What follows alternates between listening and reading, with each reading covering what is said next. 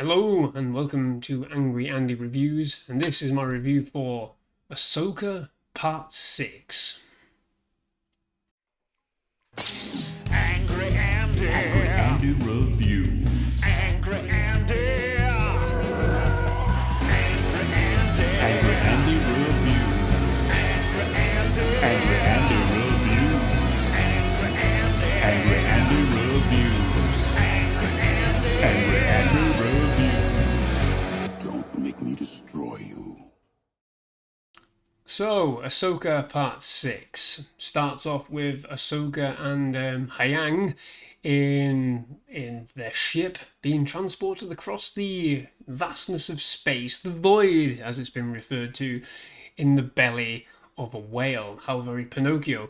Anyway, we cut from that, some really weird dialogue between both of them, where Hayang starts to tell a story where it begins a long time ago in a galaxy far, far away. How nice. Yes, get your fans on side immediately. Brilliant. Well done. So yes, we cut to a planet called Peridia, and the Eye of Sion arrives, comes out of this magical intergalactic hyperspace with no issues.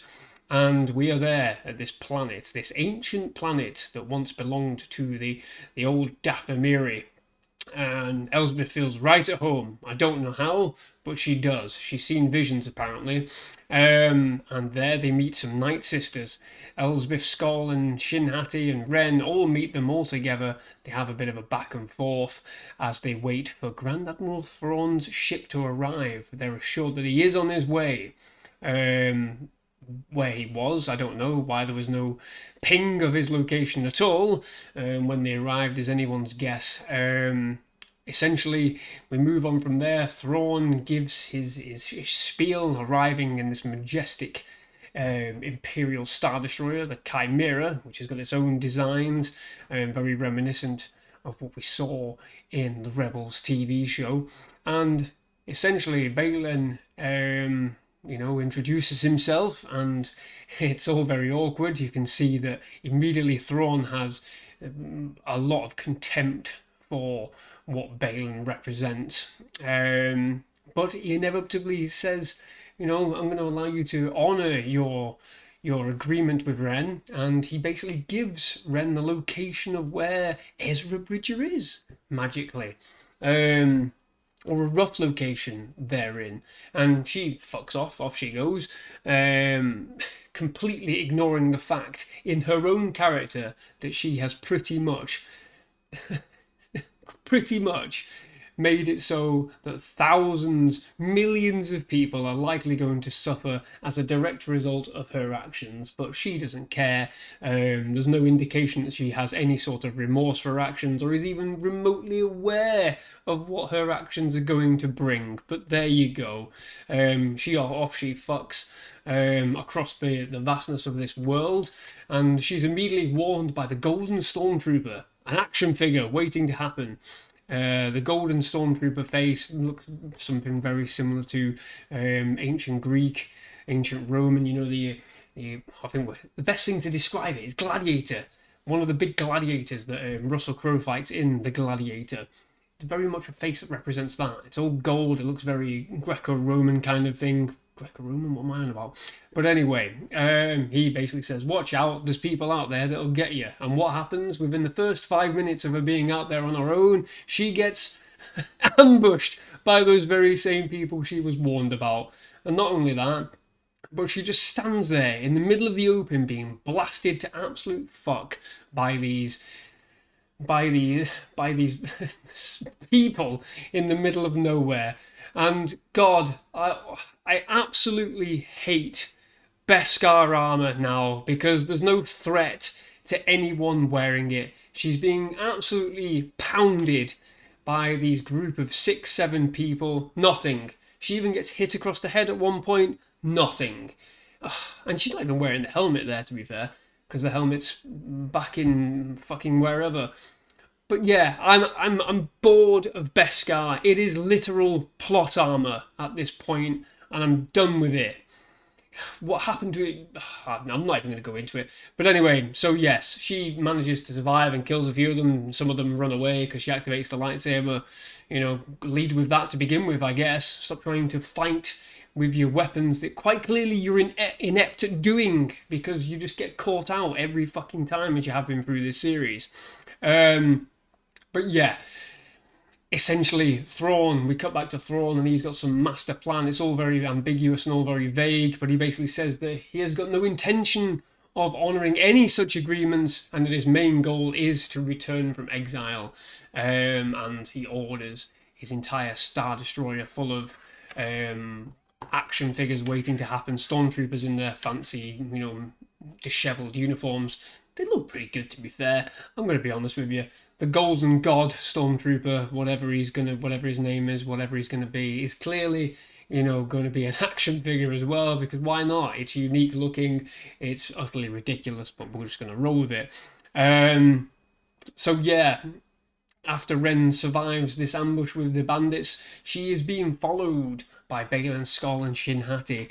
Essentially, Thrawn says, you can go and have a bit of fun with it if you want. As soon as she finds Ezra, you can take them both out. La-di-da. But then Thrawn's like, well, I'm just going to leave them as well, because I don't give a fuck about any of these people. Cool. Fair enough. Good on you. At least somebody's actually getting to the point in this show. Wren encounters these native shell-dwelling people, and it's all quite interesting. But before that, we had a moment where Wren is lambasting her ride, her pet dog thing. She's lambasting it. It's a terrible scene, awful written scene. She shouts at this dog, she points and tells it to go away. It's awful. All of it could have been done without uttering a single fucking word, as we've seen in countless cowboy films in the past when the horse has bolted, leaving the rider stranded. But no, it's weightless, pointless dialogue. Have a look, have a brief moment with this creature, empathise with the creature. You fucking looked into an ambush and are angry it bolted because it's getting shot at. Rubbish. Stupid. It's all stupid. It's rubbish nonsense, just like what I'm saying right here. But anyway, these group of people, they see the Rebel Alliance badge, and immediately they're like, hey, come with us, we'll take you. We know exactly who you're on about.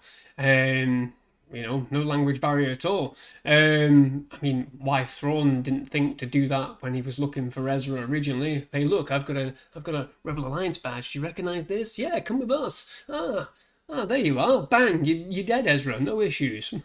Okay. Not only that, but they've got the entire fucking Star Destroyer in the atmosphere. Scan the planet. Where is Ezra? You must be able to find him. Human life signs. I don't know. Oh, we're not going to do that though, are we? Because writing. But yeah. God, once you pick a hole in this series, it all starts falling apart, and that is the curse that I fucking live with every single day. But anyway, she gets to this village. It's all quite nice, quite quaint. Reminds you of the Ewoks in Return of the Jedi. She's guided through this village. The creatures look pretty good. They look pretty interesting. Very, very unique. Nice, lovely atmosphere. And there she finds Bridger. She finds Ezra Bridger. He's there. He's fully bearded. And there's a nice, happy return. Nice, happy engagement. However, it's all wrong, the interaction. It's all wrong. It's very happy. It's very, oh, I'm so glad you came. Now I can go back home. Wait a minute. Shouldn't the question be, how did you get here? Which he does ask, but not immediately. Did you come here by the whales? No, I didn't. How did you get here? Well, that's the problem. They don't have this fucking conversation. They don't. Immediately, upon seeing Sabine Wren, Ezra's warning signals should be going off like the fucking clappers. Because something has happened to bring her here on her own. How did she get here? Why did she get here? We don't address any of that. It just fucking happens. Obviously, Bridger's aware that Grand Admiral Thrawn is up there, you know, trying to find some way to get home. And all of a sudden, Sabine Wren's here? On her own? Without anybody else? That should, you know, be a massive red flag to anyone. But no. It's all happy-go-lucky. They go and, I don't know, go off and do whatever they're going to do before it all goes tits up. But it just makes no sense. It absolutely makes no sense. This conversation would not happen in the immediacy. Instead, it's all just, oh, lovely, laughy. Ezra has been living in isolation for however long it's been, with no issues, no worries, no cares. Everything's safe. He even says, what we did it work? Did me leaving and taking Thrawn with me work? Did it save the galaxy? Yes, it did. She even says as much, yeah, it did. But she neglects to say, however, I might have fucked it up because he's come back. I've come across here with these other fucking people. No, she just doesn't bother. Sabine Wren is a piece of shit character. Thoroughly unlikable character. Self-serving character. She's only interested in herself. She doesn't give a fuck about anything else. She doesn't care about the rest of the galaxy. What the fuck? What the actual fuck? Awful. Terrible. There is nothing to like about Sabine Wren as a character. It pretty much solidifies everything Ahsoka said in the opening monologue. Has she done this for herself? Well, yeah, it turns out she actually has. She doesn't care about the repercussions. Thrawn even confronts her and says, you've done this, you've come here. And she goes, yeah, I just want to find Ezra. What an awful character. Awful. And the end of the episode, quite simply, is Thrawn is made aware by the Night Sisters that these magical witches, the three witches, are very Shakespearean, that there is a Jedi approaching. It is Ahsoka in one of the bellies of the whales, and he is quite happy. He's quite honestly really infuriated by Elsbeth. I was hoping he'd kill her to show her a measure of strength and force, but it's enough for Thrawn to be stoic and angry, as he appears. It's probably one of the good things about the character, and I hope that they maintain this level of malevolence without doing too much. And he quite simply says, as soon as that whale drops out of hyperspace and it makes what it makes for this planet, you destroy it without prejudice. Very good. Interesting character dynamics, but however, it does seem that the only resounding interesting character in this is Baylan Skoll. Yet again, we get a monologue from him explaining the downfall of the Jedi, explaining, the cycle that needs to be broken. It's fucking interesting. Can we not focus on that? Then fucking Sabine being an absolute petulant fucking child, selfish child. And the problem with Sabine is we don't empathise with her at all because of her decisions. She is going to get people killed. Fuck it, whatever. Because we just want to get Ezra back. We should have had the interaction between Ezra and Wren should have been, you shouldn't have come here, what have you done? It should have been the complete opposite. It should have been complete opposite to what it is. It should have been shock, delight at first to seeing her, and then going, oh no, what have you sacrificed to get here? That should have been the fucking dialogue. But no, we get arse. We get simple, tasteless, worthless dialogue that means nothing. Maybe we will get that interaction in the next episode when, Baylan and Shin-Hati attack this village. Maybe it needs to happen. Maybe we need to see Baylan and Shin-Hati attack this village without prejudice. We need to see the might of Thrawn's forces without prejudice to really hammer home to Wren what she has fucking done here. Because at the moment it ain't working. It's awful. It's really awful. Yeah, I'm done with this review. I am really not happy. Really not happy. Visually, it looks great. But however, again, we don't know any length of time in this fucking episode. How far does Wren travel to find Ezra Bridger? Don't know. Is it an hour, 2 hours, 4 days? We don't know.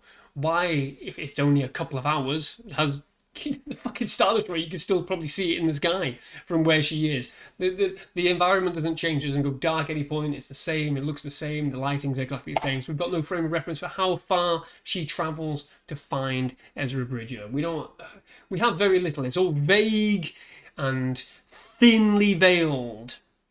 But we all get excited by a long time ago in a galaxy far, far away, don't we? We all latch on to these fan service moments to override, to overshadow, to cover up the cracks in what are some really fucking windy bits of writing, awful characters.